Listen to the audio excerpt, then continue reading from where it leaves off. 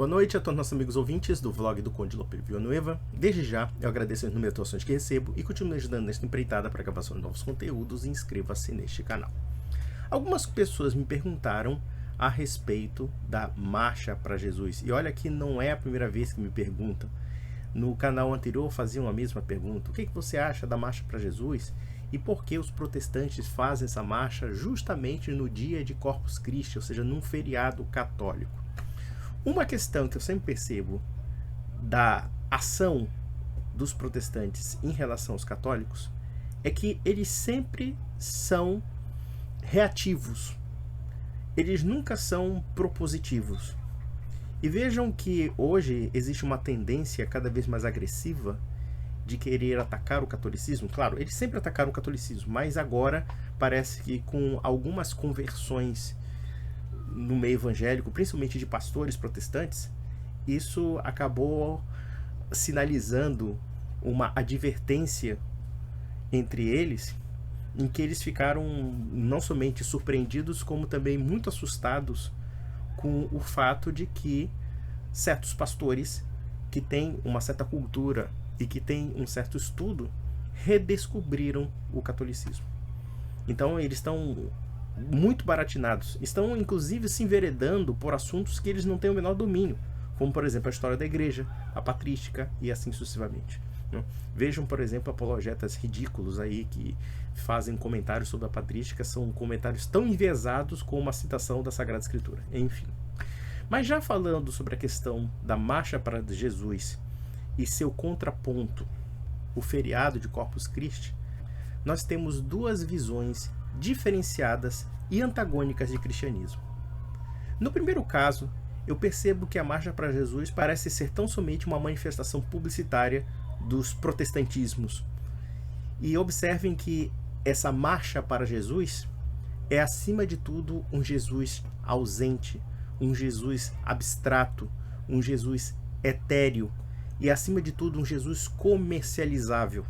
E reúne todos os segmentos mais discordantes do protestantismo em torno de um Jesus que não é esse Jesus histórico, esse Jesus real que foi guardado durante 2000 anos pela memória da igreja cristã, mas tão somente um Jesus criado por uma certa cultura de massa e que pode ser adequável à subjetividade do freguês.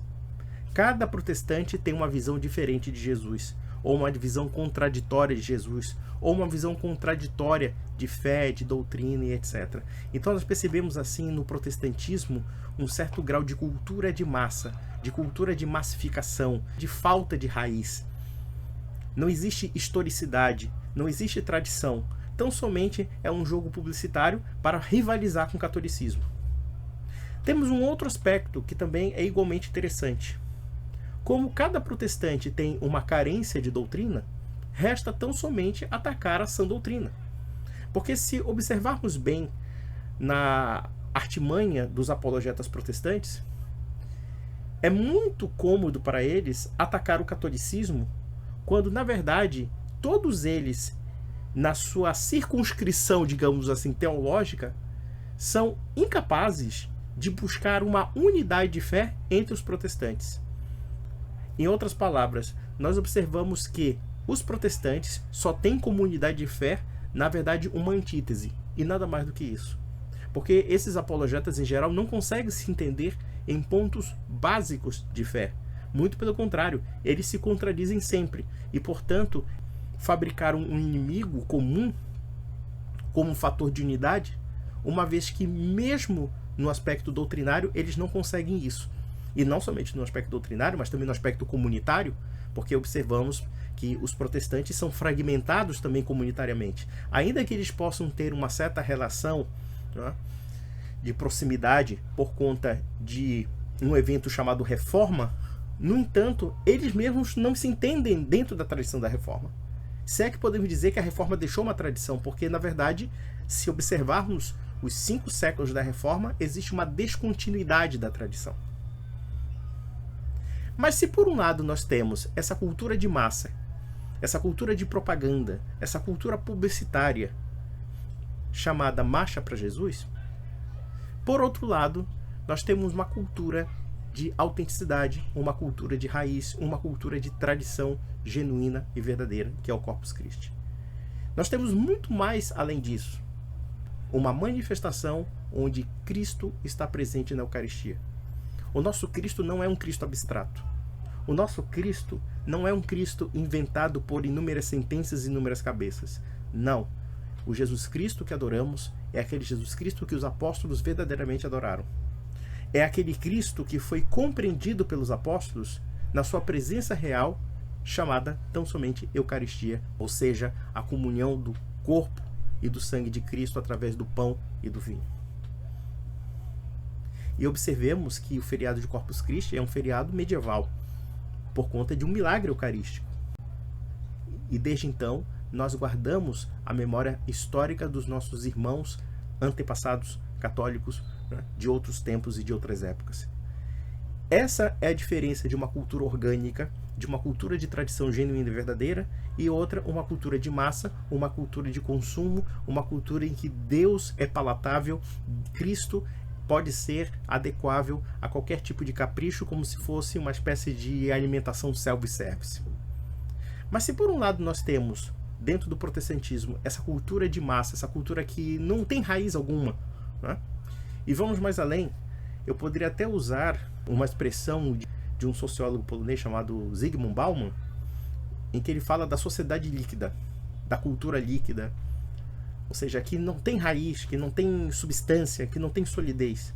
E eu posso dizer que a Marcha para Jesus é basicamente isso.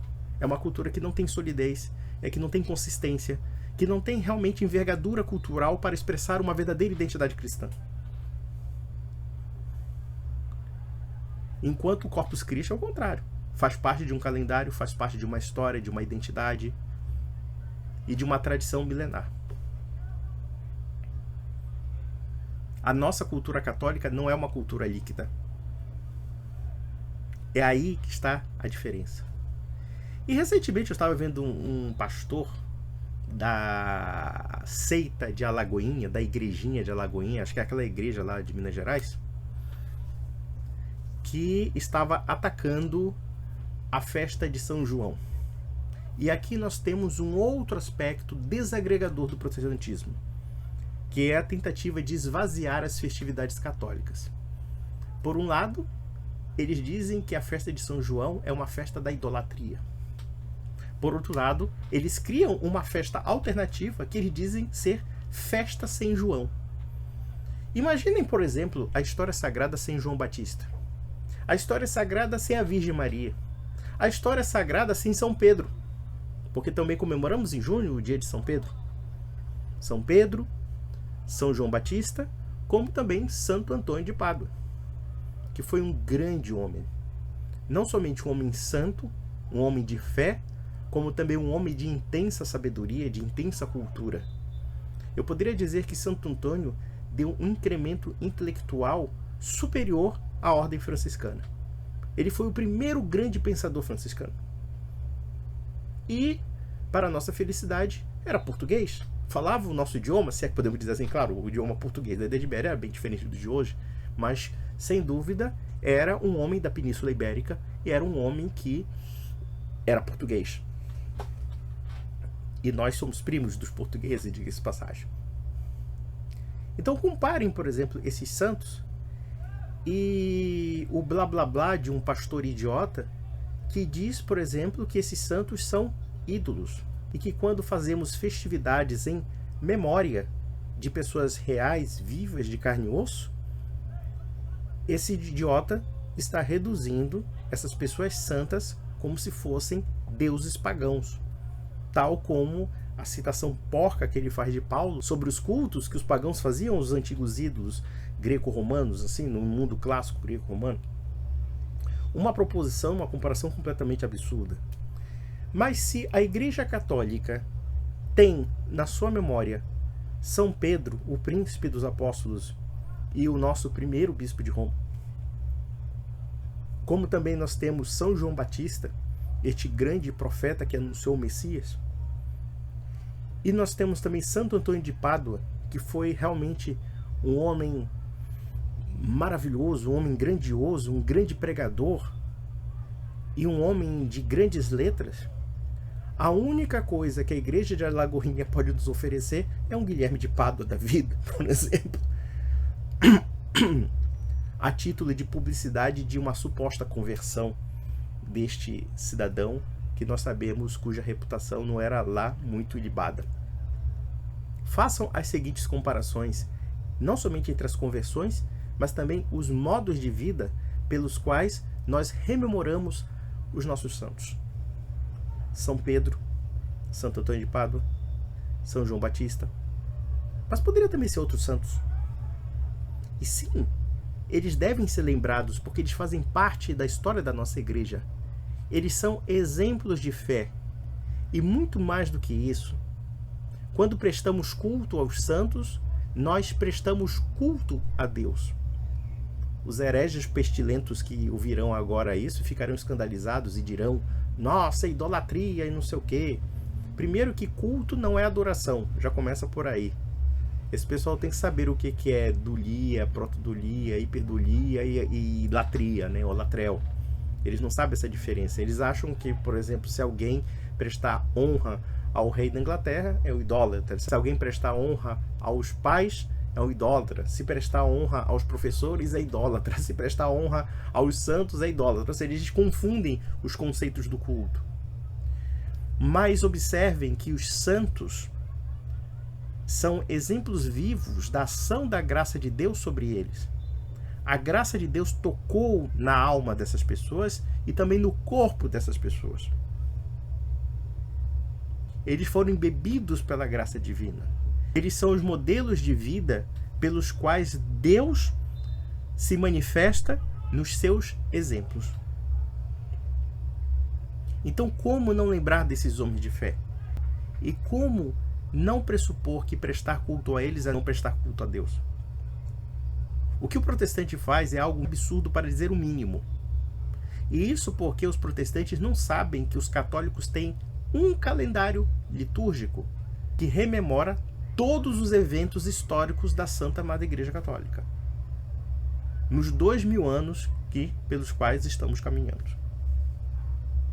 Pense, por exemplo, nessa igreja orgânica. E quando falamos de orgânica, é uma igreja que tem raiz histórica, que tem identidade, que tem personalidade e que consegue guardar todos os seus fundamentos contra o tempo, caminhando contra a maré e simplesmente declarando guerra ao mundo, como já dizia Santo Atanásio, quando ele afirmava: se o mundo for contra a verdade, Atanásio será contra o mundo. Essa é a Igreja Católica. Não é o protestantismo que adere a todas as modinhas seculares, que adere a todos os caprichos individualistas e subjetivistas de alguém que acha que a Bíblia é um livrinho de autoajuda.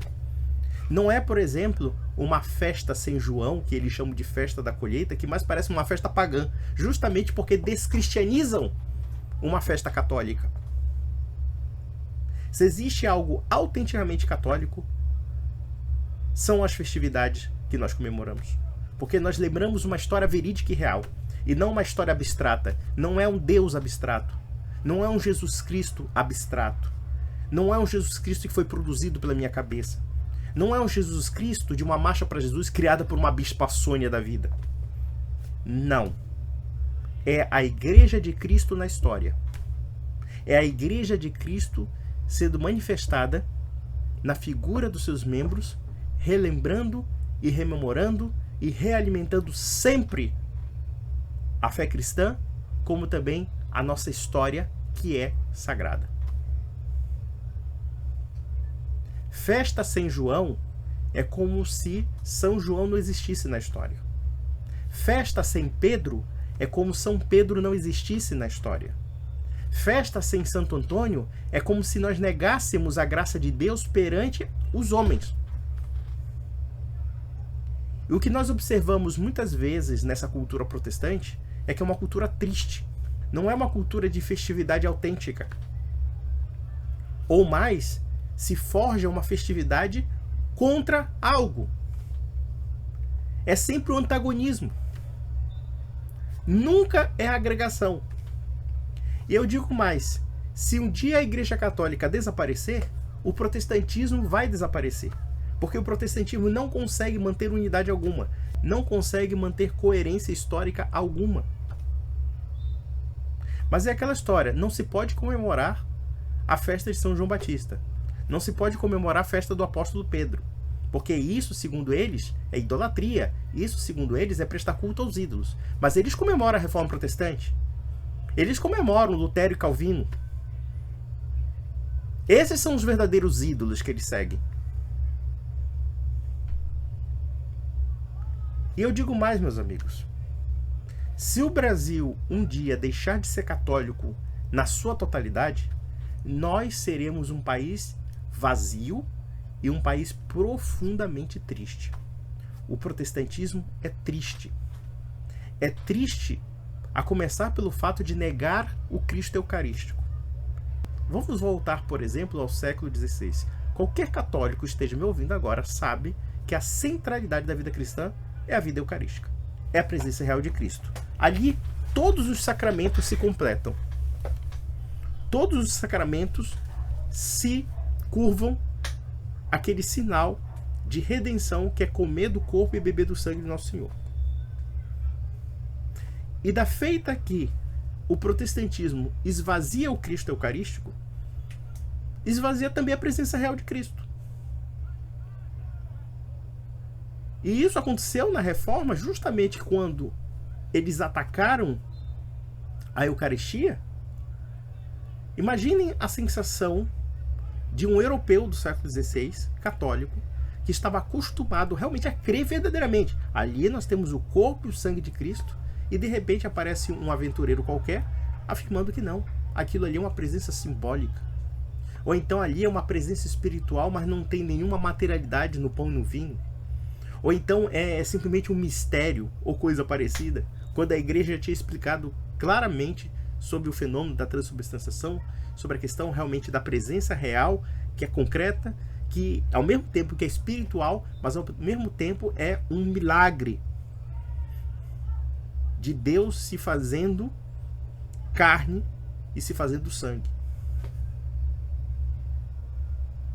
Então toda a tentativa do protestantismo de atacar o catolicismo, de alguma forma, é uma tentativa de esvaziar o cristianismo na sua essência. E aqui nós podemos tirar a seguinte conclusão: que o Cristo da marcha para Jesus é um Cristo ausente. É um Cristo etéreo. É um Cristo demasiado abstrato para ser real. Justamente porque ele não é o Cristo da igreja. Ele é o Cristo que pode ser tratado como um objeto de consumo, como também um objeto de descarte. Já o Cristo do Corpus Christi, sim, este é o Cristo que esteve sempre presente conosco.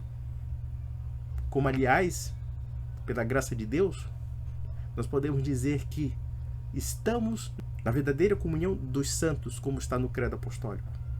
Porque quando nós lembramos da memória dos santos, nós lembramos também, de uma forma indireta, que essa comunhão dos santos existe.